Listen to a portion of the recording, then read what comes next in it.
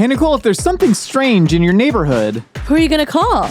Ghost Kitchens! This is a hot dog is a sandwich. That's the podcast. Ketchup is a smoothie. Yeah, I put ice in my cereal, so what? That makes no sense. A hot dog is a sandwich. A hot dog is a sandwich.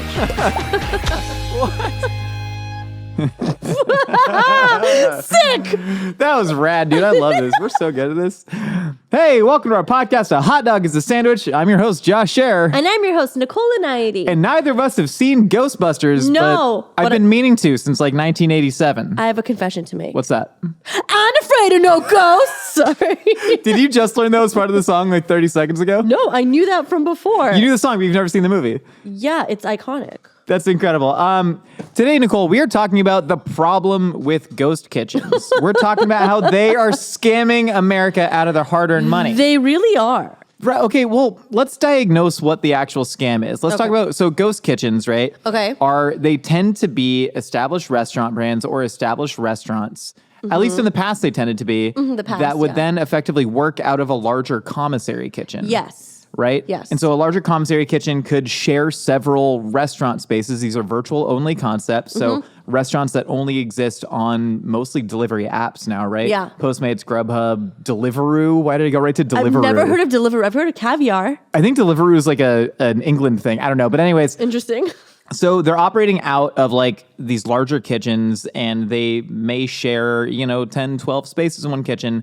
And they sort of slap a label on it that says like Chicken Sammy's. Yeah. And then they send it out to people. But it's a very opaque process and it's something that especially exploded during the pandemic. Yes. Oh, you're correct. Sorry, I was. Oh, yeah. No, drink your tea, Nicole. Drink your tea. Sip that tea. Because we're getting into the tea of ghost kitchens right now. Yeah, I know there was this crazy video that Eddy Burback made about the Eddy Burback video. Yeah, and it was iconic. He's like a PI kind of. Eddy Burback's like a modern day Hunter S. Thompson out there, except he's going to all the Margaritavilles and rainforest cafes. Yeah. And then exposing the ghost kitchen scam. Yeah. Because he found out something incredible. He went to one of these ghost commissary kitchens and found 44 different concepts operating out of the same kitchen space. That's nuts. Was that the fish sandwich one, or was that like the another fish part of one. it? Tell me about the fish sandwich part. Yeah. So Eddy goes and he like he like orders a bunch of sandwiches from these different spots, and then they end up being the exact same sandwich, down to the onions, down to the sauce. It's just the same exact thing, and so there's actually There's no thought that goes into the ghost kitchen. Well, no, there's an incredible amount of thought that goes into it, right? So, okay. I feel like it's like trickling down, and there's no thought, and there's no creativity, and it's just pumping stuff out for people to consume. It's like goo. No, it is. It's like eating goo. It feels very dystopian in a way, right? That's where it's like Soylent Green. It's like Soylent Green. Yeah. But now our Soylent Green is like some influencer has a... this is Jimmy's special fish sandwich. It's got Jimmy? mayonnaise on it. Mr. Beast, right? Mr. Beast, one of his name's Jimmy Donaldson. But yeah, Jimmy's great. Mr. Beast Burger is, to me, the biggest thing that really kicked off the ghost kitchen, scandal kind of thing. Yeah. And right now, he is actually being countersued by virtual dining concepts. Mr. Beast sued virtual dining concepts because they exploded from 0 Mr. Beast Burger locations to 1,700 Beast Burger locations in a matter of like 2 years. In the U.S. In the United States. Holy crap. Which is absolutely crazy. Like when you were crazy. looking at the explosion of restaurants, like I remember Chipotle was one of the fastest in history. Oh, sure. And that was 1,700 locations in a matter of like 20 years. Yeah. You look at Blaze Pizza is another one, similar numbers. But now the fact that we're being forced to reckon with the question of like, what is a restaurant? Yeah, right? That's very true. A restaurant used to be a building. It used to be a building that you would go into that had a kitchen and there were governing bodies that regulated it, and you would sit down and people would serve you food and you would pay for it there. Yes. Right? And then the fact that we're talking about the ghost kitchens feeling very dystopian, so much of my worldview is sort of dominated by the fact that every era and every generation has gone through cultural panics and freakouts about so many things, right? Yeah, but I wouldn't say this is a panic or a freakout. I'd say it's a even just a cultural criticism. It's a critique. We're critiquing it's a critique. it. Yeah, and things are definitely changing, right? For the first time ever in 2015, the amount of money that Americans spent on dining out surpassed the amount of money they spent on groceries. Which is just insane to Which me. was, but it was a very slim margin, right? Yeah. But then now, only in the last 8 years, we've seen like a 20% increase in that margin. Wow. So Americans spend like $92 billion dining out every year compared to $73 billion on groceries. Which is crazy, and a big part of it is the convenience level, right? Yeah, we're in the age of convenience right now. We're in the age of convenience right now, but we kind of have been sliding down there for a while. Mm-hmm. So one of my favorite works of fiction, we're talking about dystopian cyberpunk fiction. That's Get okay. on board. I'm excited to learn. Tell me about it. Snow Crash by Neil Stephenson. You've talked about this before. It's one of my favorite You love books this of all book. time. I love this book, but Yeah. they sort of go through that cultural critique of Americans loving convenience, but through the lens of delivery pizza restaurants. So in this book, not to spoil it, but like the mafia effectively runs all of America, and they run it because they found the most efficient systems at getting anything done were delivery pizza restaurants. Interesting. So the mafia bought all of Okay. them. So literally you need like anything done, a pizza delivery driver is going to be the fastest, most efficient. And that's a reference to Domino's 30 minutes or less. Which a Okay. lot of people at the time were like, that was nuts. I It was remember nuts. when that happened. It was crazy. But there's also this idea of like, that's too fast for food. You shouldn't be able to get food that fast. Getting food shouldn't be that easy. Americans are lazy. They're is not that even willing to easy. go into a restaurant to get food. And now we're like literally too lazy to even Google what the restaurant that we're eating at is. That's so true. Right? Yeah, we're just going on an app and just looking up whatever clicking. comes up. Have you ever eaten at a ghost kitchen that you're aware of? I'm sure I have, and Uh-huh. I think the times that it's probably happened. So anytime I'm on an app and I see something that looks sketchy, you can kind of tell if you're effectively getting catfished. That's what this is. Yeah, you're on ghost Tinder. kitchens are You're on Tinder. catfishing You're people. swiping, and like the pictures are weirdly pixelated, and you're like, I feel like you screen grabbed this off of Google Images.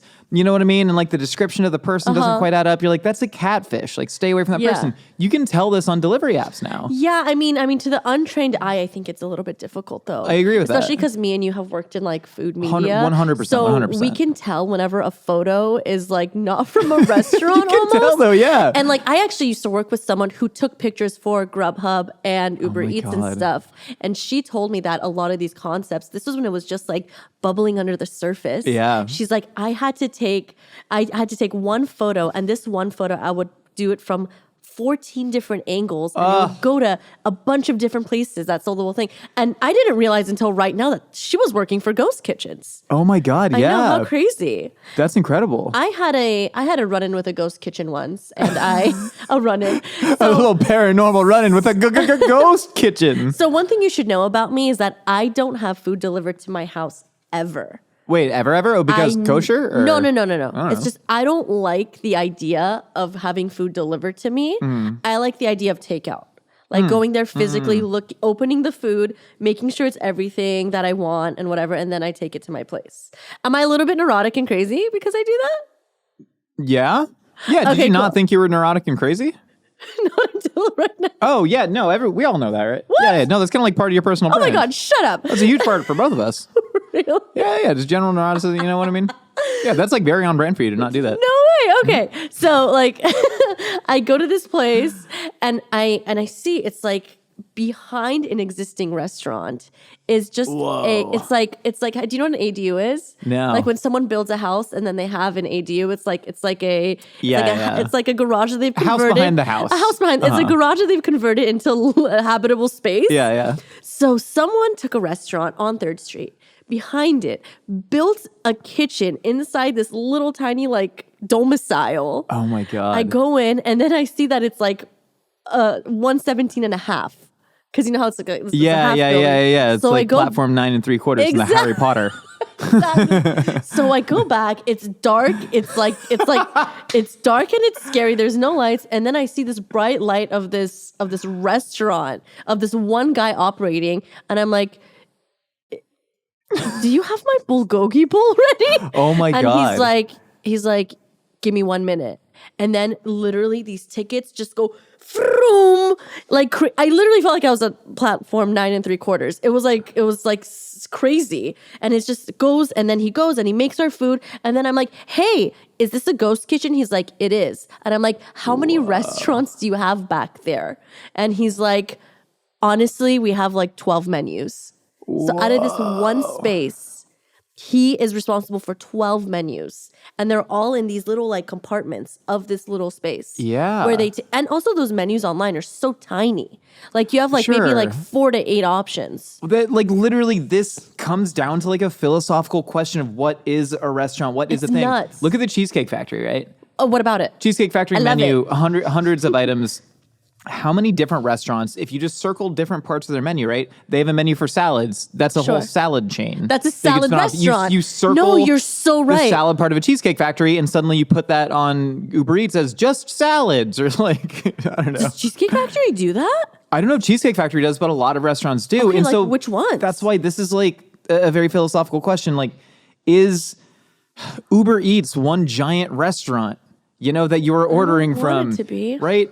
Nobody wants it to be. I hate it. I was so confused when you said, have you ever had a run-in with a ghost kitchen? Because they did not expect a person to show up. No, they didn't. Nobody gets takeout from a ghost kitchen. That is ridiculous. Unique. I've never heard because I'm thinking about the times I've definitely been, you know, kind of scammed by a ghost kitchen, which is to say I got like a mediocre pizza, but it's because I probably ordered it at 3 a.m. It was the only thing open. And I was like, this is a stock photo of a pizza. It's going to be bad. And then it was indeed bad. Yeah. But this whole idea of there are these incredibly small menus on like Grubhub and all that that'll be like just cheesesteaks. And it's like 3 cheesesteaks, you know, and people order from it. Nuts. And a lot of that is coming from like these very strange brand deals that are being signed. Very strange, yeah. So this is another part of Virtual Dining Concepts, which is the company that is being sued by Mr. Beast. Mm-hmm. So the reason they're getting sued is Mr. Beast said that they are not holding up their end of the contract in terms of retaining quality, right? Sure, there's no QC. Why does there have to be QC? There's no QC because not all of these are giant commissary ghost kitchens run by big corporations, right? A lot of them are mom and pop restaurants that have sort of signed up for this. Signed a deal, and they're like, whatever, we'll make your burgers for X amount of dollars. And the menu has to be so basic. I mean, the Beast Burger menu, it's like Beast Burger, which is a hamburger. And then there's Carl Style, which is like, ooh, this has, you know, onions on it. Yeah, it's like a patty melt, you know? Sure. So they're very, very basic menus that almost any restaurant can just sort of execute. But now off the back of the popularity of the Mr. Beast deal, because that has, I'm sure, made so much money. Yeah. And to his credit, there's a whole argument on whether or not Mr. Beast is like altruistic or exploitative. You know, he's healing the blind, but he's making millions of dollars off of it. He wanted to support family-owned restaurants during COVID. That's why he started this, but he's also profiting a ton from it. And then anytime somebody orders a Mr. Beast burger, they're not ordering from that mom and pop restaurant. So it's just continually diluting, you know, people's demand for mom and pop restaurants. I don't think life is that simple. I think, way. Right? Like it's somewhere in between altruism and exploitation. That's where everything lies in that gray area. But there are these other brand deals that are being signed, things that I didn't know about. Nicole, I would like to read from you. Oh my gosh. I would like to read. I like being read to. This is the Real House Bowls. Oh my God, is it Real Housewives? It is the Real Housewives. Which one? Bravo. All of them, Nicole. All of them. So this is not launched yet. I can get a Nini bowl. Can I get a Nini bowl? It has not launched yet, but it is through Virtual Dining Concepts. Nini Leaks. Virtual Dining Concepts and Bravo have teamed up to create the Real House Bowls, a virtual restaurant that delivers curated meals for hungry fans to enjoy while catching up with all their favorite Real Housewives franchises on Bravo. Superfans and foodies will adore the chef-created menu. Who else is creating menus other than chefs? That is a perfect balance of light and decadent. Much like the Real Housewives cast, the menu features a wide range of offerings, ensuring yada yada. So it's literally meant to like, you're watching Real Housewives, and they're going to start just like coordinating the marketing efforts of if you are watching Real Housewives or searching for any of it, you are going to just get shoved ads for Real House Bowls, and there is going to be nothing different about it other than an actual bowl. And you, the consumer, if we are talking about ghost kitchens being a scam, you have the power to not be scammed. You should have the wherewithal to say, this is just a normal bowl with a 20% markup to continue feeding the Bravo Real Housewives machine. You are the one being scammed, and only you have the power to not be. We must remain guarded against these marketing forces that we are so incredibly susceptible to, Nicole, unless Mythical Kitchen launches a ghost kitchen. I was going to say. In which case, buy our products. Let me tell you, that was the scariest rant you've ever gone on. Was it? I felt like the world was about to crash. This stuff freaks me out, though. You know, like we're just we're bombarded with so many more advertisements than we ever have been before. I was literally, as I was pulling up our the menu for Real House Bowls, I got an advertisement for the exact T-shirt that I'm currently wearing. Freaky. Literally. And I was like, did it know that I was wearing this T-shirt? And was like, looks a little threadbare. Probably got a new one. Hide your camera. Hide your kids, hide your wife, hide your camera. No, but we're being bombarded with so much more, and we are being told to consume, and our lives have already been dominated by that. And, even the business that you and I are in right now, is reliant on people consuming. You are watching. You will buy. You will buy. The ghost is inside the machine. Can I tell you, though, I don't think this problem affects rural America as much. Well, someone stand up for rural America. Nicole, you grew up in... Los Angeles, California. What part? You know what part. What part? If you're listening, you know what part. Everybody knows it. already. I talk about it too much anyways. But I think this is... Why did we do this to ourselves? What do you mean? I'm just upset. I'm just upset that we've created such an insane way to consume food. Do you know what I'm talking about? Yeah, no, 100%. And when I sort of talked about this personal responsibility, if only you can remain guarded against this kind of stuff and teach sort of literacy to not be susceptible to marketing. We are all the problem, right? Yeah. And these things only exist because there is demand, right? The supply is only going to follow the demand. Now, I think we are probably in for a bubble. And I think that is the most unique thing. Like the housing bubble? Like the housing bubble. But God, do I not know about the housing bubble? Like, oh my God. I've never even seen The Big Short. I've never been in a house. My brother tried to have me read a book about it, and I just got so bored. But what I do know a little bit about is the entertainment industry. And we are now in a very strange point in the entertainment industry where it is no longer the supply meeting the demand. Sure. And we're seeing this a lot with the strike right now, right? Absolutely, yeah. We're obsessed with this idea of permanent growth and just getting out to as many people as possible, right? Like Netflix just loses billions of dollars. Spotify loses billions of dollars. Hell, Uber is the same way. But it's this new VC-backed idea that Amazon is the perfect example of this, is we are going to lose as much money as possible to create the biggest consumer base possible. And then once we have them all hooked on our product, we'll recoup it. We're going to flip it. Yeah. Uber is going to kill the entire taxi industry that has had rules and regulations and standards forever.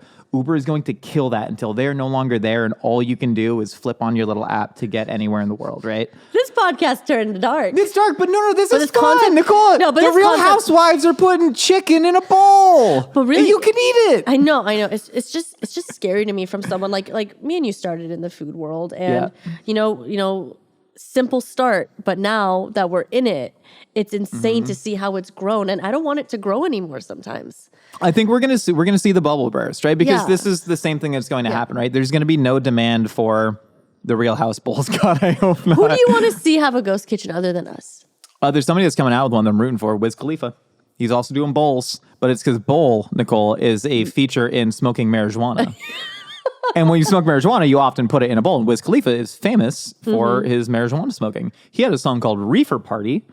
That was it was a remix of Grove Street Party. Never heard of either of those songs. It's a party, it's a party, it's a party. No? Mm-mm. Oh my God. I'm not a big Wiz Khalifa Everybody fan. rolling papers, nobody smoking blunts? Come on, it's legal in California. Show. Wiz Khalifa's a family guy. I want to see more Barbie stuff. I was actually surprised that there wasn't more. What was there Barbie stuff in the ghost kitchens that I missed? Because I'm not on the. I haven't seen one, but imagine a Barbie ghost kitchen. I think it would have been perfect.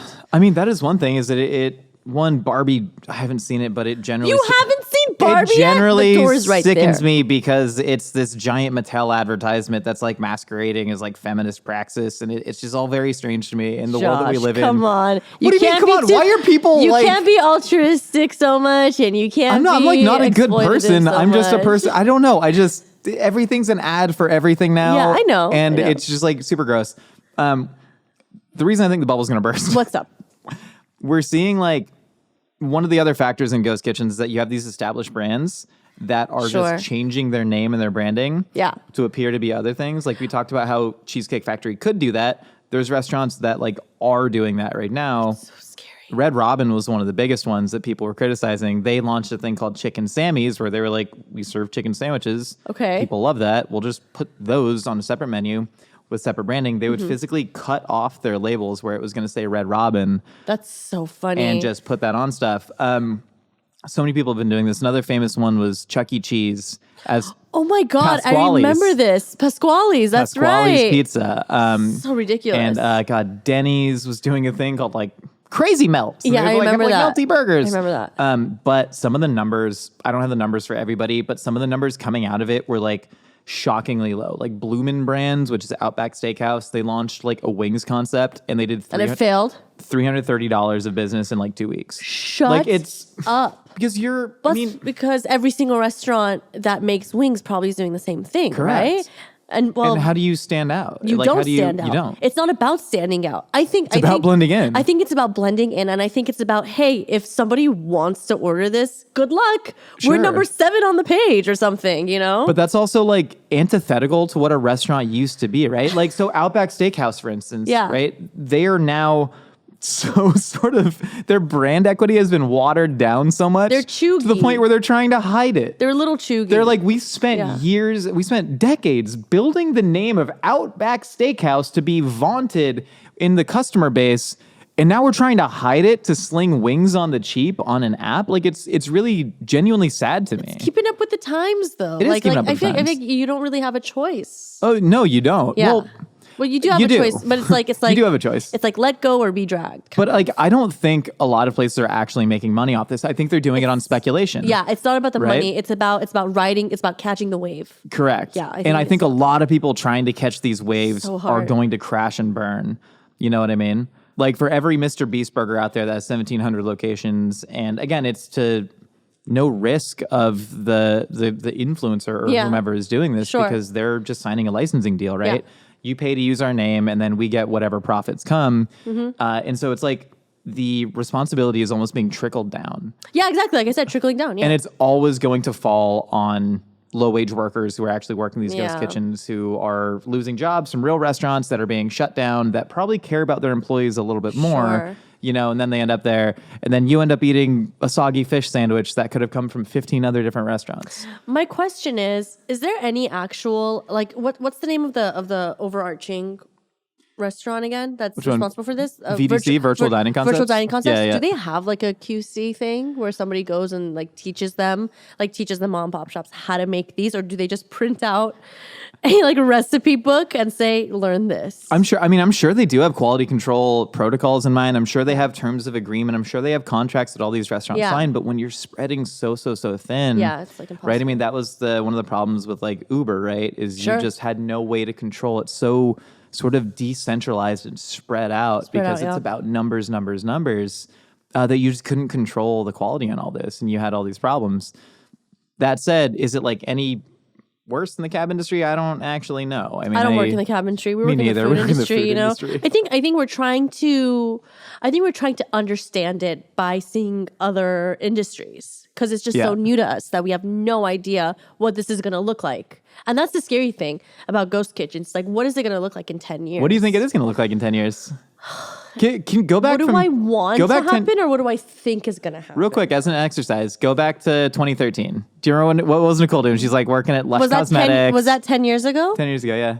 I was in culinary school. You were in culinary school. I was in culinary school. What was happening in restaurants then that people were like, this is going to be the future? Oh my gosh, what was happening in 2013? It was all the burger joints were like popping up. Yeah. Oh my God. Like very gastropubby, Yeah, like like fancy umami burger was all at the the- height. oh, I miss yeah. umami burger. Umami were burger, so good. plan check, all of these little burger like concepts were like popping up here and there. Yeah, it Yeah. was off that. But like, so were people saying like, the future isn't in fine dining; it's in creating comfort foods, like a Yes. burger that's and really like innovating good. and innovating within the confines of a burger. I remember. Yeah. was big. But yeah. that's kind of like a reframing, right? Because Yeah. before that, who was like, people weren't like, who's going to pay $30 for a burger? And now it's a very normal thing. Almost every restaurant now has to have a burger on the menu. That's true. Even like upper class dining places. 100%. Yeah. Thinking about Petit Trois, lovely upscale French bistro from a Michelin-starred chef. Pinocchio and the Bird. Oh my God. Yeah. They have a $40 burger after tax and tip on their menu with foie gras bordelaise. Yeah. It's so good. Oh, slobby.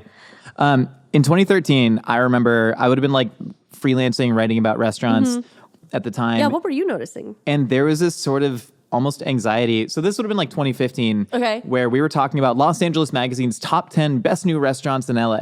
And Howlin' Ray's had just opened their brick and mortar. Oh, no And this way. is before they had like super exploded into having 4-hour lines. Great hot chicken restaurant in Los Angeles by Chef Johnny Ray's So own. good. Fantastic.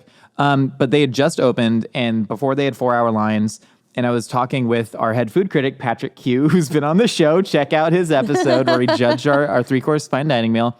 But I was like, we have to put Howlin' Ray's on the list or we're going to look behind the times. And he straight up goes, it's not a restaurant.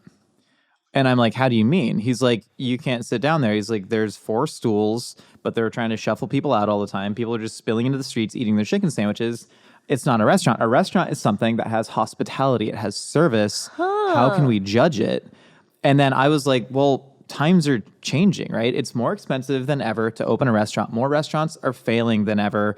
Already been a pretty crap industry anyways. I almost said that. No, 100%. And it's only getting harder. And so I was like, I don't think we can fault great chefs like Johnny Rayzone, who worked for Gordon Ramsay and Thomas Keller and ran French restaurants in LA, to open a concept serving great, innovative food in a tiny space that doesn't have these trappings of what you thought a restaurant was, right? Sure. And this is when pop-ups were becoming a thing. And restaurants were just, hey, we're one day a week at this wine bar, but we have our own branding and stuff, and this maybe was we'll be happening during 2015 times. Food trucks as well, right? It's the explosion. Oh my of gosh, Kogi. remember food? This stuff is all new. I mean, food trucks have been around for forever, but like the explosion, the brand of food trucks was a huge explosion, and that's a paradigm shift.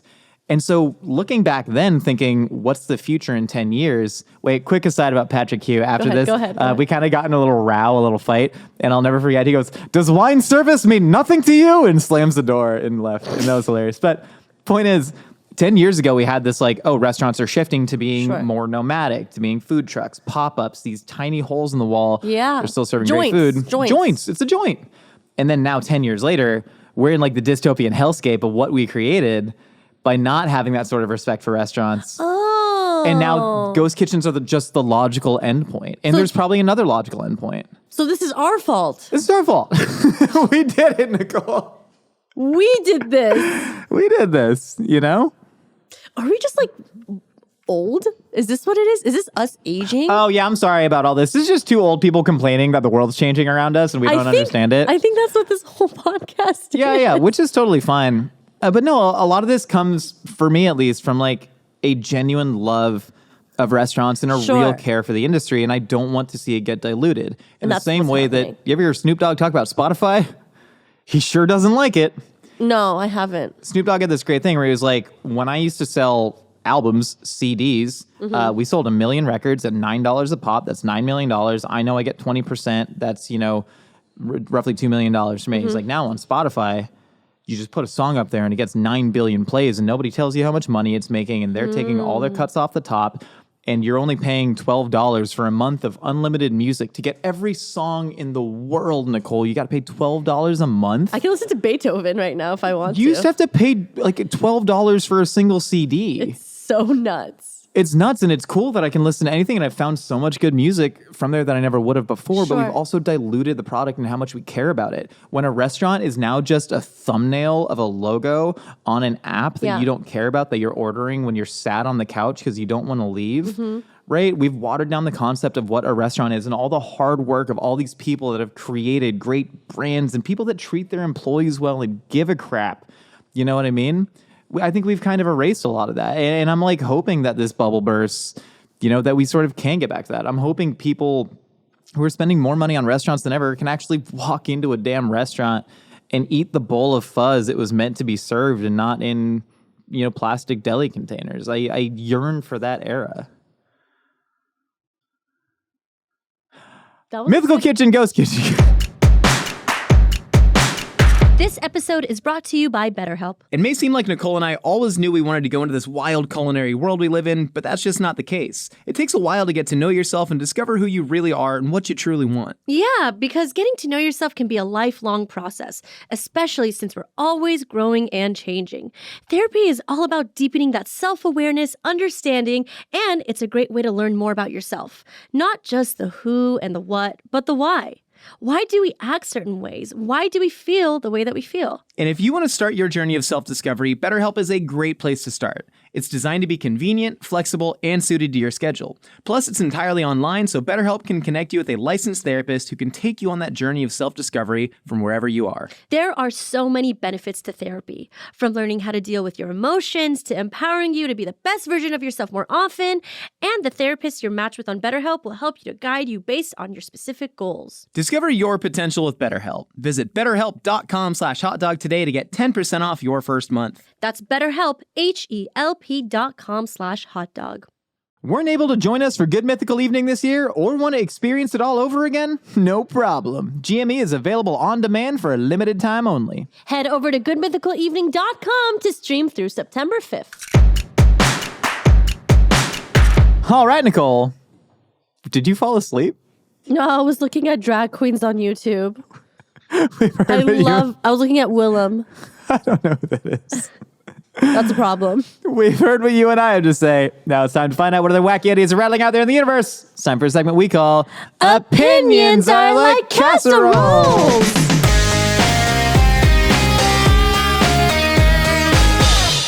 Sorry, I wanted to feel She ate that, honey. I wanted to feel like Julie Andrews. Why? I don't know. She's magical. I guess so. She's still alive. Yeah. Good for her, man. Hey, before we get to your opinions like casseroles, we're going to check in on the poll we posted to our Spotify page. If you go to that, you can vote in the polls as well, which would be super cool. But we posted from a couple weeks ago, pho versus ramen, to see what the people think, Nicole. And we got up to 694 votes. Wow, Huge. no way. Yeah. 67% said ramen, 33% said pho. Am I supposed to be dancing during this? Oh, yeah. I'm so sorry. This is the pole dance portion. Nicole, you got to do your pole dance. Yeah. Oh. Ooh. What? I'm dancing. I'm also dancing with my mouth. So you can hear it on the audio-only version. Yeah, shout out to our audio-only listeners. We love you, audio-only listeners. Anyways, people prefer ramen to pho, about a 2-to-1 clip, which is roughly expected, right? It's expected. It's expected. But not honored. Just kidding. I'm totally kidding. I had ramen last night. Did you really? Where? From a ghost kitchen. No, just go to a ramen place that you like, Nicole. There's so many like independently owned ramen restaurants that you enjoy. I was having you go through a ghost kitchen. That money's going to virtual dining. That money's going to the ghost kitchen. I need you to know that I went to like 4 different grocery stores after work, and I was dying on the inside. And I said, David, get ramen. And then it was going to be $65, and I said, don't get ramen. So I found a random spot that literally had 3 reviews. Sat my ass down and had ramen for $20. And I got him an extra one too. So what restaurants do you order delivery from the most? I really don't do that much delivery. I don't either because it's so expensive. I cook at so expensive. It's too expensive. And listen, I spend money, but spending too much money on food, I can't do. I grocery shop. Yeah, no, I feel like anytime I get dinner delivered for Julie and I, just somehow ends up being like $80 plus. Yeah, and I can't. That's like 5 days of groceries. We also spend a lot of money on groceries because I like cooking nice also things. I go out to eat a lot, but... I mean, I would much rather do that than you're missing all the service charges, you know what I mean? But there's only like 3 things I get delivered. It is Dan Modern Chinese. Which is good delivery. I've had that once. Chinese food is great delivery. Yeah. I get Torange, which is my new favorite Persian spot, by the way. Torange does great work. They're juicy chicken. They do great work. We get like kebab, Shirazi salad, rice, hummus, kashki badam jun. You know, I have that. And then Thai food from Sri Siam. But they're all things that deliver well. From Hot Thai. From where? Hot Thai. Hot Thai. It's the best Thai food place because it's close to our house. Hey, and the best Thai food is the one that's closest to your house. Please don't Google it and find out where I live. I just thought Sri Siam does great work. I think without Sri Siam, I don't know if Night Market could have done what they did. Shout out to LA restaurant references. We see you out there. Let's get to our first opinion. Oh yeah, this is the opinion part. We should talk about. I know. I just wanted to talk to because I hate delivery food. Most of it's bad. Eddie Burback in that video getting fish sandwiches delivered. If you were getting a fish sandwich delivered, a fried fish sandwich delivered, you're a crazy person. Choices. Oh my God. This should be in the podcast. I know it should have been in the podcast. This is the podcast. Nicole, this is still the podcast. No, it's a different section. And all these places tried to we invented a new box to keep your fish sandwich fresh and crispy. No, you didn't. You put holes in a box. You put holes in a box. Okay, let's get to that box, first video. Baby. Sugarfish. Sushi.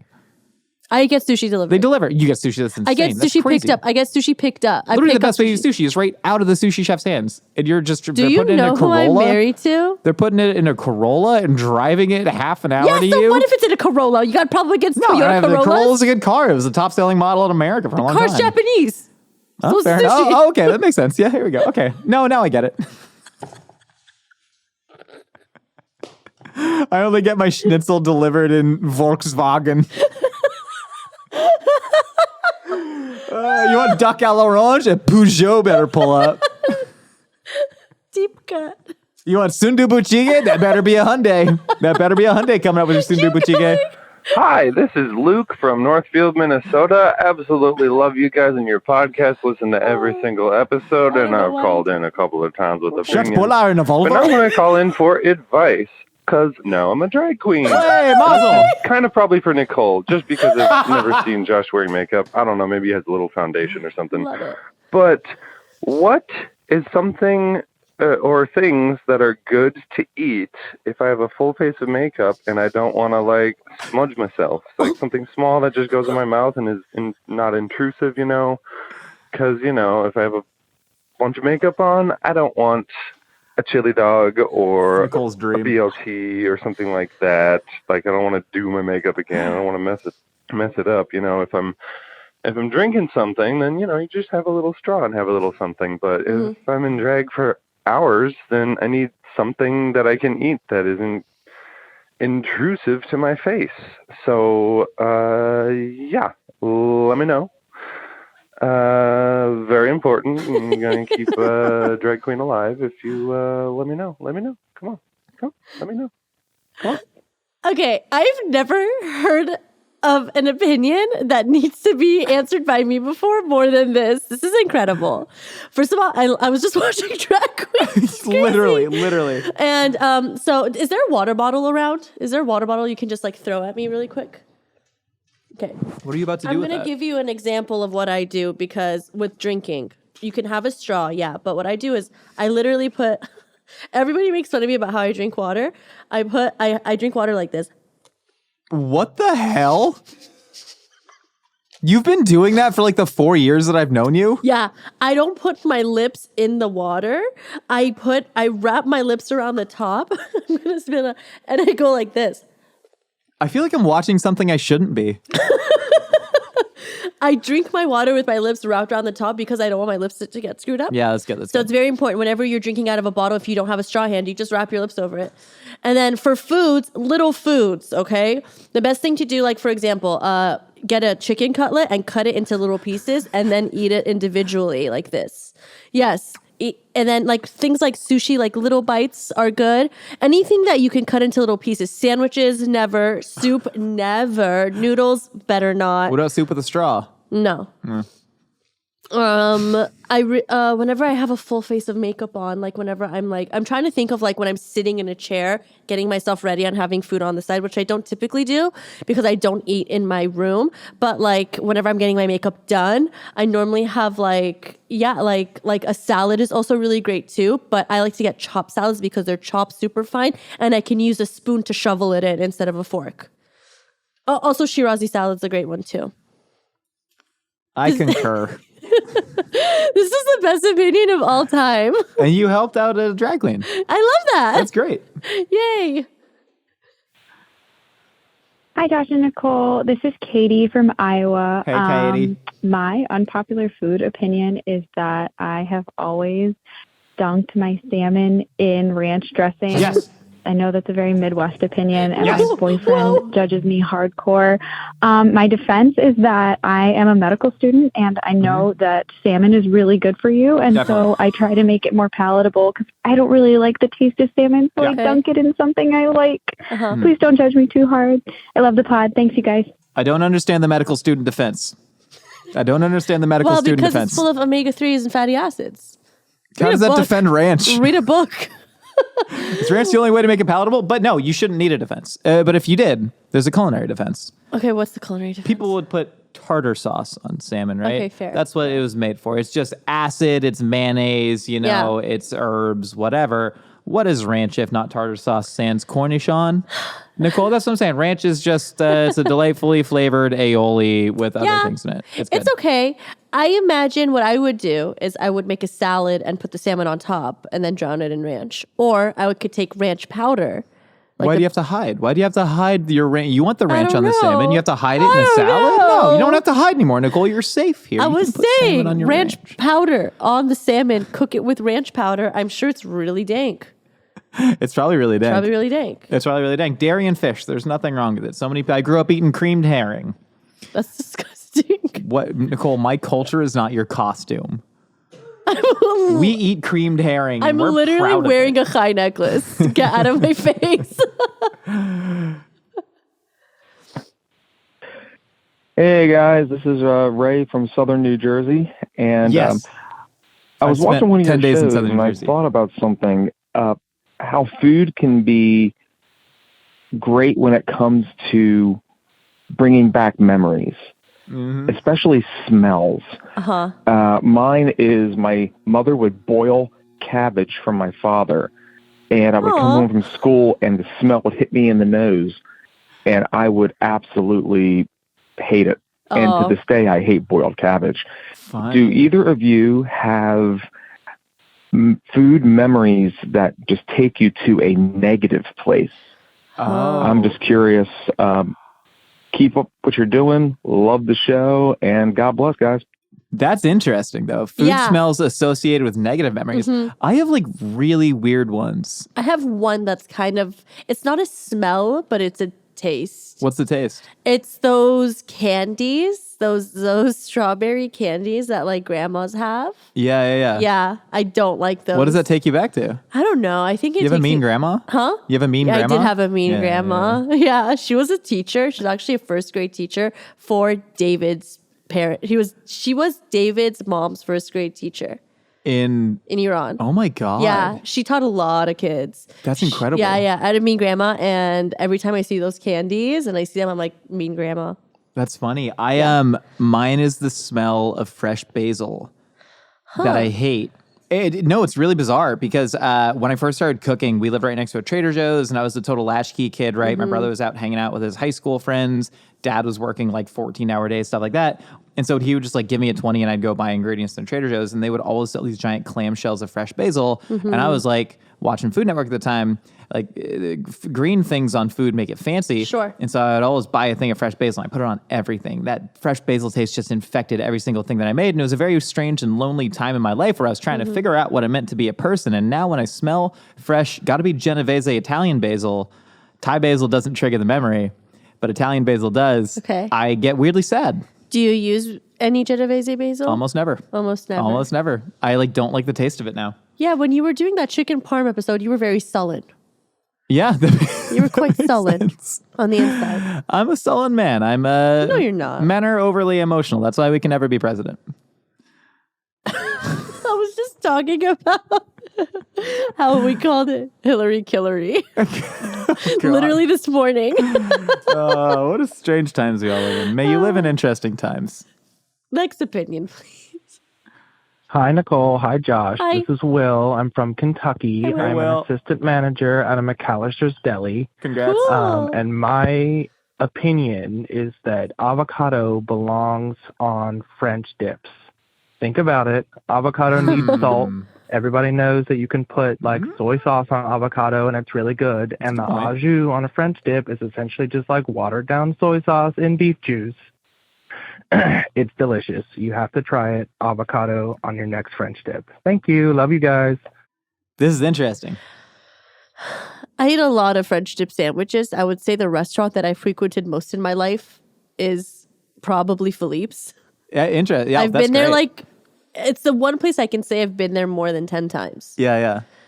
And the thought of asking those lovely ladies in their cute uniforms and their little deli hats, please put avocado on my French dip sandwich, I think they would have a conniption. Oh, yeah. But if I could bring an avocado to the restaurant and eat it outside, it could work. It could work. I don't like it, but it can work. I think this is a deceptively good opinion. It is. In terms of like what a French dip needs, right? Because you already have like the meat. Do you get cheese on your French dip? I do. I generally don't for some reason. I've never been that big of a It's just cheese American. guy. You get American? Yeah, it's the best one. Is it supposed to be Swiss on a French dip? I was gonna say I also sometimes get Swiss. If it's if it's lamb dip, I get Swiss. If it's beef dip, I get American. That's so funny. But like when you add avocado to a sandwich, right? It's adding fattiness, it's adding creaminess, and it's kind of like this bland, almost refreshing, fatty, creamy layer that, like you said, takes really well to salt. Yeah. Of course, I always associate avocado with Mexican food. Sure. So a torta ahogada, which is a Mexican version of a French dip, effectively, right? Yeah. It's a soaked sandwich.